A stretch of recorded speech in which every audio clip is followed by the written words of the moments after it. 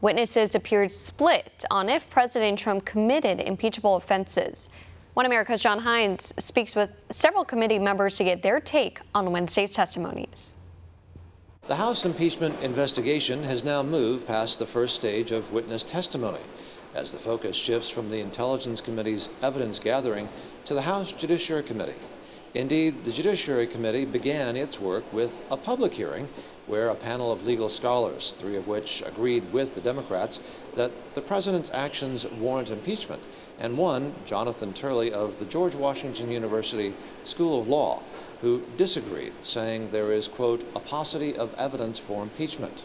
In response to a direct question as to whether or not the president said anything to indicate an intent to withhold aid from Ukraine, Turley replied, there is no such evidence. The president's allies on the committee have said that the hearing was an effort to legitimize the predicate for an impeachment of the president, noting the hearing actually featured no fact witnesses. Turley, who said he did not vote for Trump, bolstered the GOP point, saying in his written testimony that he saw no corrupt intent from the president. Turley went on to say that, quote, impeachment has to be based on proof, not on presumptions. And GOP members of Congress John Ratcliffe of Texas and Andy Biggs of Arizona, who both serve on the committee, and Mark Meadows, who doesn't, but who watched from the audience, seem to echo this sentiment.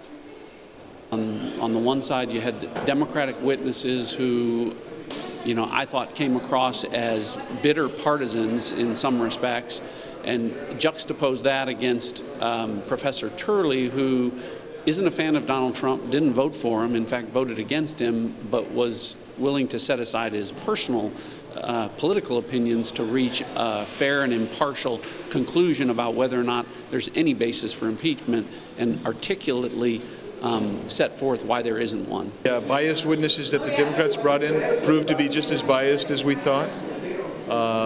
And I think the takeaway is, if the Democrats thought that this was going to salvage their sinking polling numbers with this hearing, they were wrong.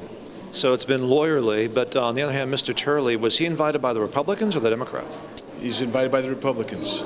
And so it seems like, what is it, the gist of the thrust of his argument has been what? His thrust has been, this is the most rushed impeachment in the history of the country. This is an impeachment based on the thinnest foundation, and that there's no evidence to support the allegations of criminality. And he basically emasculated the Democrats' theory of bribery. It's a law class that really is going to bore most Americans, and when you have three liberal law professors opining on why it is not wise to not impeach this president, I mean, why should we be shocked? I mean, this whole system has been rigged for a long time. So what next? Well, the Judiciary Committee must draw up individual articles of impeachment and have a vote on each one. That likely could happen next week. Democrats do have an informal deadline for a floor vote before Christmas, although the Speaker has recently demurred on that point, saying a vote could occur in January. And then there are the persistent rumors that the Democrats are now looking for a so-called impeachment off-ramp, something like a censure vote instead of outright impeachment. John Hines, One America News, Capitol Hill. Want to see more videos like this? Click on the link below and subscribe to One America News on YouTube, and call your cable provider and kindly demand that One America News is added to your lineup. Call and subscribe today.